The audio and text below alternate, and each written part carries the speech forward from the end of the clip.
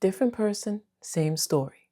You end up overgiving, ignoring red flags, getting attached too fast, choosing emotionally unavailable partners, or just staying longer than you know you should, hoping that this time will be different. If that's you and you find yourself stuck in that loop, I want you to understand it's often a learned attachment. It's a nervous system pattern, and patterns can be changed. So, today we're going to talk about how to stop repeating those same relationship patterns.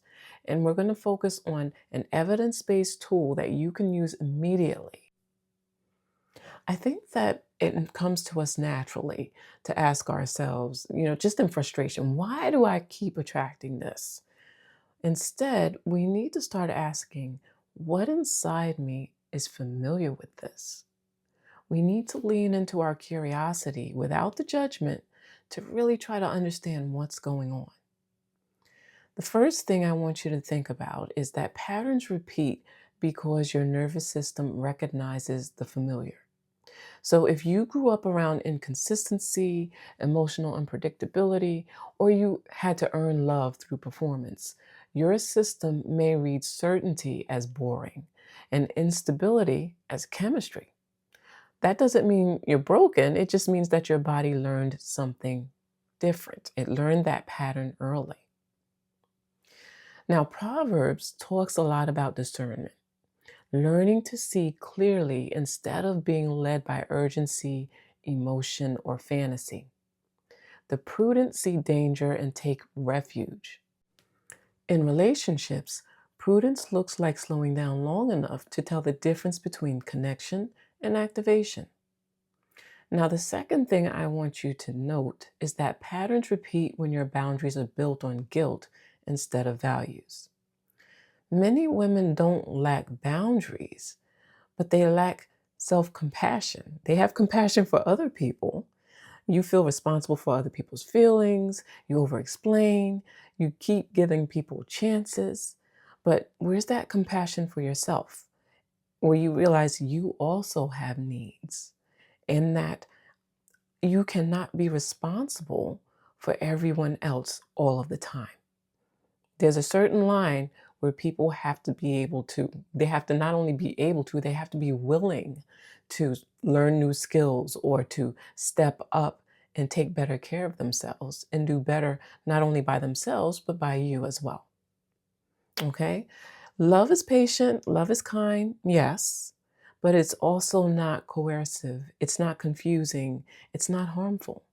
Healthy love bears good fruit: peace, stability, safety, growth. So check the fruit of your relationship. What type of fruit are you getting? If the fruit is constant anxiety, confusion, and emotional instability, it's time to reevaluate what you're calling love. Now, the third thing I want you to know is that patterns change when you build a filter before feelings take over. You don't break patterns by willpower alone. You break patterns by intentionally changing your process, especially early on. The earlier you catch yourself, the better. So here's a structured decision tool that helps reduce impulsive attachment and keeps your choices aligned with your values. The first thing you do is you write down your non-negotiable green flags, the traits that matter most for a healthy relationship. For example, consistent communication, emotional availability, respect for boundaries, things like that. And then you also write down your top red flags. These are the things that you know lead you into pain. So these are things like hot and cold behavior, avoiding accountability, rushing intimacy, things like that. The next thing you do is you use the ratio. When you're getting attached or excited, you ask, what evidence do I have of green flags? What evidence do I have of red flags? Here's the rule. If red flags are equal to or greater than green flags, you pause. Not because you're afraid, just because you're wise. You're learning to make different decisions. And the third thing I want you to do is apply the 72-hour rule. When you feel the urge to overtext, chase clarity, over-explain yourself, ignore a concern, or even fast forward intimacy, just wait 72 hours before making a big emotional move. You don't want to define the relationship or confront intensely or try to fix any uncertain feelings without giving yourself the proper time to really process everything and consider your next move. So during that 72 hours, you're going to do two things. You're going to check behavior patterns. You're looking at the evidence. This is not opinion. This is what can I see that would hold up in court. Let me look at the patterns before me. And not the words, because people say one thing and they do something else. So you want to see, what are they doing? Then you ask, do I feel more peaceful or more anxious after interacting with this person?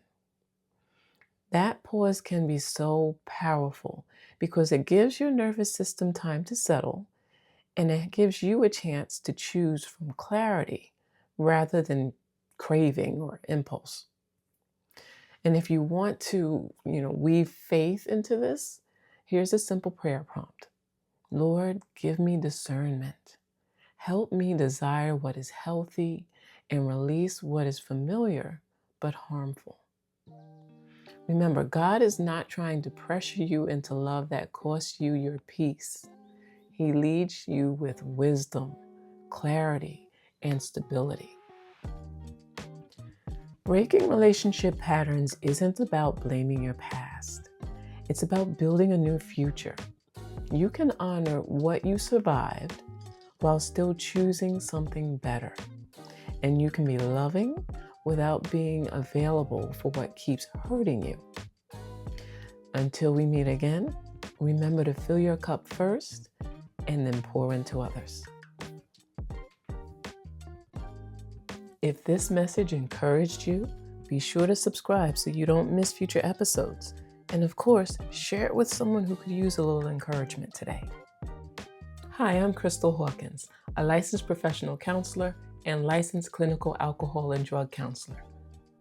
Thank you for listening.